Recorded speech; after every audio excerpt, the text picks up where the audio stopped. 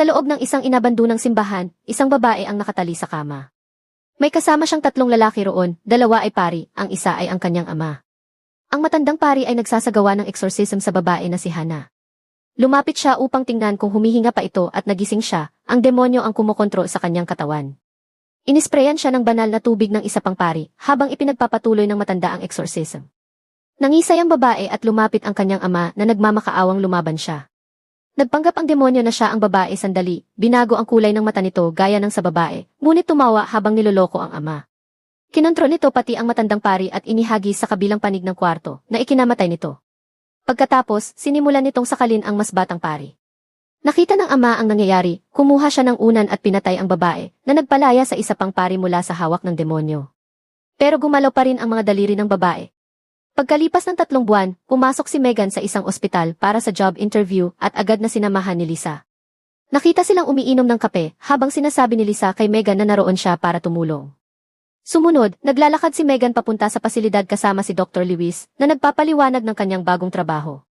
Tinanong siya nito tungkol sa kanyang mga issue sa dati niyang trabaho bilang pulis, ngunit sinabi niyang mas maayos na siya ngayon at sinabing kaya niya ang trabaho. Pumasok sila sa elevator at sinabi ng doktor na pagkalipas ng ilang buwan ay natatakot ang mga tao sa trabaho at kung ano-ano na ang naiisip nila. Pero hindi niya iniisip na mangyayari iyon sa kanya. Habang lumalalim sila sa basement area, sinabi nito sa kanya na ang night shift ay makakapasok at makakalabas lamang sa pasilidad sa pamamagitan ng pag-swipe ng kanilang security card. Ipinagpatuloy nito ang paglilibot sa kanya sa pasilidad at dinala siya sa intake bay, at sinabing habang nakaduty, hindi siya maaaring umalis sa lugar. Pagkatapos sa intake bay, dadalhin niya ang mga bangkay sa receiving room, kung saan kukunan niya ang mga ito ng litrato, at para na rin mascan ang kanilang mga fingerprint.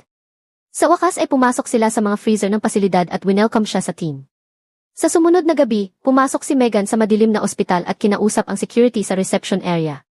Isa sa mga gwardiya ay nagpakilala bilang si Dave at winelcome siya sa night shift. Bumaba si Megan sa morgue, kalaunan nakita siyang nagtatrabaho sa computer nang namatay ang mga ilaw. Binuksan niya itong muli nang may dumating na bangkay sa intake bay. Inilipat niya at ng isang ambulance worker ang bangkay sa receiving area habang nag-uusap sila. Sumunod, kumukuha siya ng mga larawan ng bangkay tapos ay iniscan ang mga fingerprint nito. Inilagay niya ang bangkay sa freezer, ngunit lumundag si Dave at tinakot siya. Sinundan siya nito, humihingi ng paumanhin. Kalaunan, ipinagpatuloy ni Megan ang kanyang trabaho, pumunta sa banyo at pagbalik niya, nagkaroon siya ng bisyon ng isang lalaking nakatayo sa pasilyo. Nabagabag siya, kukuha sana siya ng gamot, ngunit pinigilan niya ang sarili. Sumunod, nakita siya sa isang day meeting, nakaupo sa tabi ni Lisa, ikinukwento sa grupo ang tungkol sa lalaking nakita niya noon. Ito ay ang taong aarestuhin sana niya noong pulis pa siya, ngunit binaril nito ang kanyang partner bago pa siya makagawa ng anuman. Ibinahagi niya na kapag naalala niya ang insidente, gusto niya ng alak at gamot. Nang araw na iyon, may gumising sa kanya sa pamamagitan ng pagkatok sa pinto. Ito ay ang kanyang pulis na ex-boyfriend na si Andrew, na naroon para kunin ang iba pa niyang gamit. Sinabi niya rito ang tungkol sa bago niyang trabaho, ngunit sa tingin nito ay hindi magandang ideya na gumugol ng maraming oras ng mag-isa. Sinabi ni Megan na ideya ito ni Lisa, na kanyang sponsor, at ang night shift ay nakabuti sa kanya. Sa sumunod na gabi, nasa trabaho siya at tumunog ang alarma para sa intake bay. Pinuntahan ito ni Megan pero walang tao roon noong una. Biglang may lumundag na palaboy sa kanya na nakikiusap na papasukin siya. Hindi niya ito ginawa at tumawag sa security para ipaalam ang tungkol sa lalaki. Biglang may bangkay na dumating at handa na sa intake bay. Ang driver ng ambulansya, si Randy, ay nakiusap na lumabas siya at tulungan siya sa bangkay dahil hindi niya ito kayang buhatin ng mag-isa. Napilitan siyang lumabas kahit alam niyang labag ito sa mga regulasyon. Habang inililipat nila ang bangkay, pumasok ang palaboy sa pasilidad at sumakay ng elevator, ngunit hindi siya nakita ni Megan. Mas madaldal si Randy kaysa sa naunang driver at nagsimulang magkwento tungkol sa bangkay habang inililipat nila ito. Ang bangkay ay natagpuan sa isang eskinita at nakatakas ang salarin na walang bakas kung sino siya. Patuloy na nagsasalita si Randy tungkol dito na sinasabing kung sino man ang pumatay sa kanya ay sinubukan ding sunugin ang kanyang katawan. Pagkatapos ay hinatid siya ni Megan palabas. Bumukas ang mga ilaw sa kabilang dulo ng pasilyo habang naglalakad siya papasok para asikasuhin ang bangkay. Ang unang larawang sinubukan niyang kunin ay pumalya. Sinubukan niyang muli ngunit walang nangyari. Inilipat ni Megan ang kamera at sinubukang kumuha ng isa pang litrato nang masaktan niya ang kanyang sarili. Nagpasya siyang lumipat sa mga fingerprint. Kinuha niya ang mga ito at sinimulang scan pero pumalya rin ang computer. Hindi sigurado kung ano ang gagawin, inilagay ni Megan ang bangkay ni Hana sa freezer, ngunit habang itinutulak niya ito papasok, isa sa mga mesa ang nagsimulang umalog at ilang mga vial ang nahulog at nabasag. Pinulot niya ang mga ito at nasugatan ang kanyang kamay. Sa pagbalik para itulak ng tuluyan ang bangkay sa loob ng freezer, isang patak ng kanyang dugo ang nahulog dito. Nasa freezer room pa rin, ginamot niya ang kanyang sugat at biglang bumukas ang pinto ng freezer. Tiningnan niya ito at isinara. Pagkatapos ay pumunta siya sa kanyang computer at ginamit ang password ni Andrew para tingnan ang kaso ni Hannah. Inimprenta niya ang file at pumunta para tingnan muli ang bangkay. Ang kulay ng mata sa file ay hindi kapareho ng sa bangkay. Bigla na lang, may lumitaw na isang langaw sa bangkay at pagkatapos ay isang buong kumpo nila na ikinatakot ni Megan. Tiningnan niyang muli, ngunit wala na ang mga langaw. Ibinalik ni Megan si Hannah sa loob at bumalik sa kanyang computer. Bigla siyang nakarinig ng ingay at pumunta para mag-imbestiga at nalamang nawawala ang bangkay. Humakbang siya palabas at nakita ang isang taong hinihila palayo ang bangkay, kaya sinundan niya ito. Bigla siyang inatake ng palaboy, ngunit nanlaban siya at nang akmang aagawin niya ang kutsilyo nito, nawala na siya. Iniwan ang bangkay sa pasilyo, tumawag siya sa security at sinabihan silang tumawag ng pulis. Tumakbo pabalik si Megan sa pasilyo, ngunit wala na roon ang bangkay. Pumasok siya sa burning room krematoryo at natagpuan ang lalaking naghahandang sunugin ang bangkay, kaya sinubukan niyang makipag-usap dito. Biglang pumasok ang security at dinakma siya, ngunit habang inilalayo siya, nalaman niyang ito ang ama ni Hannah. Sinabi nito kay Megan na sirain ang bangkay na sinasabing hindi pa siya patay. Kalaunan, inaresto siya at itinatabi na ni Megan ang bangkay nang makarinig siya ng kakaiba. Isinara niya ang freezer at lumakad palayo, ngunit bumukas muli ang mga pinto. Kinakabahan si Megan na bumalik, ngunit inilabas pa rin niya ang bangkay at binuksan ang bag. Biglang tumunog ang kanyang telepono. Si Andrew ito na nangangamusta sa kanya, ngunit pagtalikod niya ay gumalaw ang bangkay. Tiningnan ito ni Megan nang malapitan at bumuga ito ng hangin. Binalot niya ito dahil sa takot at umalis ng kwarto nang dumating si Lisa sa pinto. Sinabi nito sa kanya na makakahanap siya ng taong papalit sa shift niya, ngunit nagpumilit si Megan na manatili. Sinabi niya kay Lisa na narinig niyang bumuga ng hangin ang bangkay, ngunit sinabi nito sa kanya na ang paglabas ng hangin sa mga bangkay ay normal na bagay. Kalaunan, nakaupo sila sa kanyang opisina, pinag-uusapan ang pag-atake, at ang gabi na nabaril ang kanyang partner, nang pumasok si Dave at sinabing may pulis na gustong kumausap sa kanya. Lumabas sina Lisa at Megan at naiwan si Dave sa pasilidad. Bumukas muli ang pinto ng freezer. Ang pulis na naghihintay sa kanya ay si Andrew. Kinamusta siya nito, ngunit nagsimulang magtanong tungkol sa isang bote ng gamot na nawawala sa mga gamit nito. Nagalit siya rito, ngunit bago ito umalis ay nakiusap siyang tulungan siya sa isang bagay. Bumalik si Megan sa resting home at kinuha ang mga fingerprint ni Hannah. Ibinigay niya ang mga ito kay Andrew, sinabing mayroong kakaiba rito at nakiusap na ipasuri ito. Naglaro si Dave sa pasilidad habang naghihintay, ngunit nakarinig siya ng kakaiba at pumasok sa freezer room.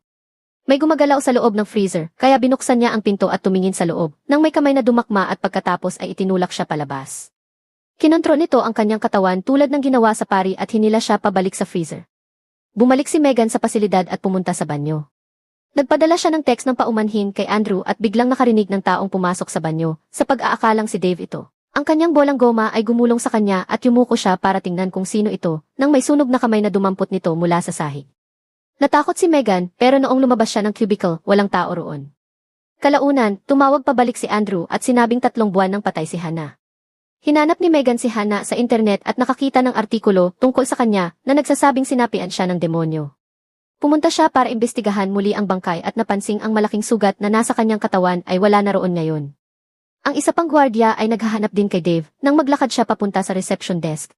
Hiningi niya ang security footage. Pagbalik sa kanyang opisina, tinitingnan niya ang footage at nakakita ng glitch na mukhang ang bangkay ay nasa pasilyo.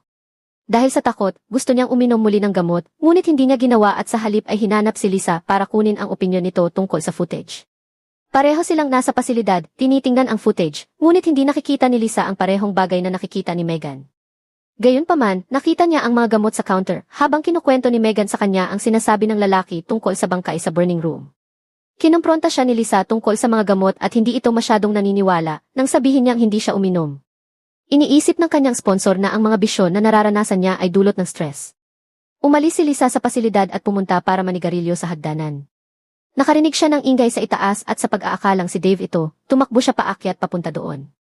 Nang makarating siya sa isang kanto at nakita si Dave sa dilim, lumundag ang bangkay mula sa kadiliman at nagsimulang habulin siya.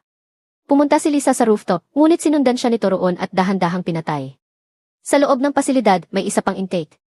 Si Randy na naman ito, ngunit sa pagkakataong ito ay hindi lalabas si Megan para tulungan siya. Sinabi niya rito ang mga nangyari at dinala siya sa loob para tanungin tungkol sa sugat sa bangkay. Sinabi niyang nakita rin niya ito, pati na rin ang braso nito, nasunog noong dumating.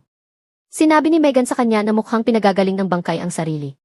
Naiwan na naman si Megan at tinawagan si Andrew para sabihin na itinago niya ang mga gamot nito dahil nakakaramdam siya ng pagkabalisa. Gusto niyang maging tapat dito. Bago niya ibaba ang telepono, nakitang gumagapang ang bangkay sa likuran niya, ngunit hindi niya ito nakita. Nasa elevator ito, inaayos ang sarili. Palabas na si Randy sa parking ng ospital nang bigla siyang may nabangga. Lumabas siya para tingnan kung ano iyon, ngunit tumunog ang kanyang telepono at pagkasagot niya, nakarinig siya ng kakaibang ingay sa likuran niya. Inimbestigahan niya kung ano iyon at tumingin sa likod ng ambulansya. Gumagapang ang bangkay sa likuran niya. Tumalikod siya at naroon ito. Tumakbo siya, ngunit naipit siya nito sa pagitan ng dalawang ambulansya at papunta na rin sa kanya. Gumapang ito palapit sa kanya at pinatay siya. Kasabay nito, tinitingnan ni Megan ang footage mula sa ilang sandali bago iyon at nakita ang parehong glitch mula sa elevator, tapos ang bangkay na gumagapang papasok. Tumakbo siya palabas sa pag-aakalang nasa panganib si Randy. Kahit na hindi dapat, pumunta siya sa parking lot at natagpuan siyang patay. Tumawag si Andrew, sinabing nakatakas ang lalaki mula sa burning room. Bigla, lumitaw ito sa likuran niya at dinakma siya, ginawa siyang hostage. Inutusan siya nitong ilabas ang bangkay mula sa freezer. Nang buksan niya ang bag, nagbago na naman ang bangkay. Sinabi niya na pinagagaling nito ang sarili sa pamamagitan ng pagpatay ng mga tao. Nagtanong ang lalaki kung bakit hindi pa siya pinapatay nito. Sinabi ni Megan na naniniwala siya sa kanya, kaya nagsimula siyang magkwento tungkol kay Hannah na ang demonyo sa loob nito ay ayaw umalis at ang asul na mata ang marka nito. Ipinaliwanag niya na pinatay niya ito noong huling exorcism para iligtas ang buhay ng iba, ngunit nang ililibing na nila ang bangkay ay wala na ito roon. Pumatay ito ng 4 na tao sa punerarya. Pumunta sila sa burning room, habang sinasabi niya kay Megan na ang tanging paraan para wasakin ang demonyo ay sunugin ang bangkay. Habang nakatingin siya sa apoy, pinabagsak ng demonyo ang ama ni Hannah at sunod na hinabol siya, ngunit inatake ito ng lalaki at iniligtas si Megan, ngunit siya ang nasunog sa huli. Tumakbo siya at gumapang ang bangkay para habulin siya. Samantala, dumating si Andrew sa ospital at nahanap ang telepono niya pati na rin ang bangkay ni Randy. Patuloy na tumatakbo si Megan palayo sa naglalakad na bangkay, ngunit lagi itong nakakahabol sa kanya. Gumapang ito palapit sa kanya habang pumapasok si Andrew sa pasilidad. Hinanap niya si Megan sa loob, ngunit hinilalang siya ng bangkay papasok sa freezer, kung saan nakita niya ang iba pang mga bangkay. Nakasalubong ni Andrew ang isa pang gwardiya na nagsabi sa kanya na sira ang lahat sa ospital. Narinig nila ang ingay na ginawa ni Megan sa freezer room at pinuntahan ito at natagpuan si Megan sa sahig. Nakita ng gwardiya ang bangkay at tumakbo palayo, ngunit nahabol siya nito sa huli at pinatay. Pinagaling ng bangkay ang huling sugat nito at hinabol si Andrew nang biglang magkaroon ng lakas ng loob si Megan na pagbabarilin ito. Patuloy siya sa pagbaril at sa wakas ay napahinto ang demonyo, sapat na panahon upang mailabas ang kanyang ex sa pasilidad. Sinabihan niya itong humingi ng tulong at bumalik para kunin ang bangkay at dalhin sa burning room. Nagising itong muli at nakipagbuno sa kanya habang nasusunog, ngunit sa huli ay nagawa itong sunugin ni Megan. Natagpuan siya ng mga pulis na nakaupo sa sahig, naglalaro ng bolang goma. Sa huling eksena, nakatingin si Megan sa kanyang sarili sa salamin. Ang isa sa kanyang mga mata ay natatakpan ng kanyang buhok. Isang langaw ang biglang lumitaw at pinatay niya ito sa salamin.